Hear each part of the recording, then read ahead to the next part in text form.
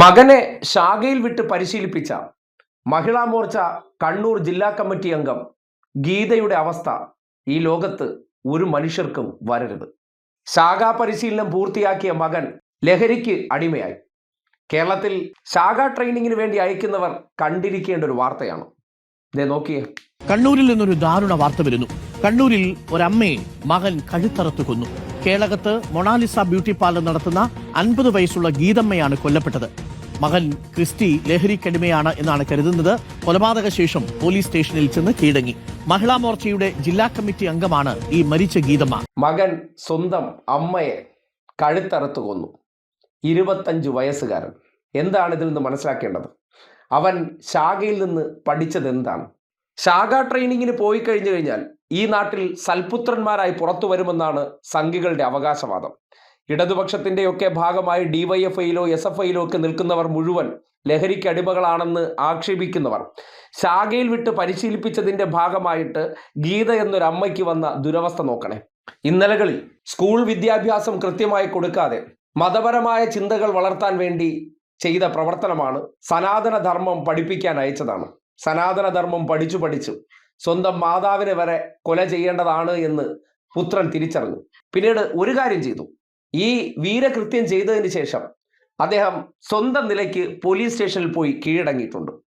മകൻ പോലീസ് സ്റ്റേഷനിൽ പോയി താൻ ചെയ്ത വീരകൃത്യം ഏറ്റുപറഞ്ഞു. കാര്യം ശാഖാ ട്രെയിനിങ്ങിലൂടെ വീരയോദ്ധാവായിട്ടാണല്ലോ ഇവരെയൊക്കെ പരിശീലനം കഴിഞ്ഞ് പുറത്തിറക്കുന്നത്. ആ പരിശീലനം കഴിഞ്ഞ് പുറത്തിറങ്ങിയ വ്യക്തി ചെയ്ത പ്രവർത്തനങ്ങളെക്കുറിച്ച് നാട്ടുകാരുടെ പ്രതികരണം പോലും ഞെട്ടിക്കുന്നതാണ്. സ്ഥിരം ആ വീട്ടിൽ കലഹമാണ്.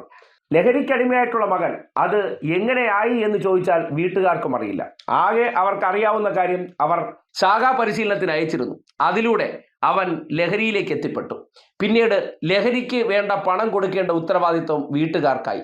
അത് ചോദ്യം ചെയ്ത് ദൈനംദിനം വീട്ടിൽ വഴക്കിടാറുണ്ടെന്നും നാട്ടുകാർ പറയുന്നു. അതുകൊണ്ട് എല്ലാ ദിവസത്തെയും പോലെ വീട്ടിൽ ഒച്ചപ്പാട് കേട്ടപ്പോൾ ആരും പോയി നോക്കിയില്ല.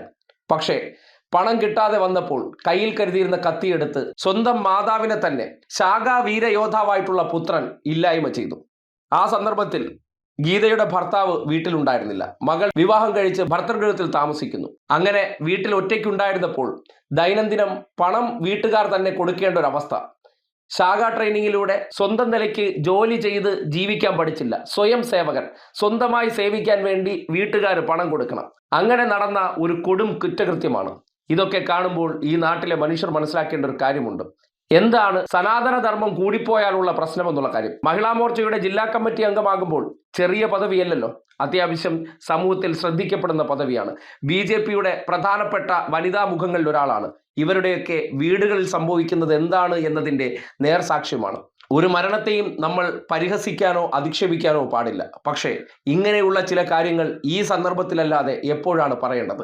ശാഖാ പരിശീലനം കൊണ്ട് സനാതന ധർമ്മികളാകുമെന്ന് കരുതുന്നിടത്താണ് സ്വന്തം വീട്ടുകാരെ പോലും കൊല ചെയ്യാൻ മടിയില്ലാത്ത യോദ്ധാക്കളായിട്ടാണ് ഇവർ പുറത്തിറങ്ങുന്നു എന്നുള്ള ഞെട്ടിക്കുന്ന യാഥാർത്ഥ്യം പൊതുസമൂഹത്തിന് തിരിച്ചറിയാൻ കഴിയുന്നത്.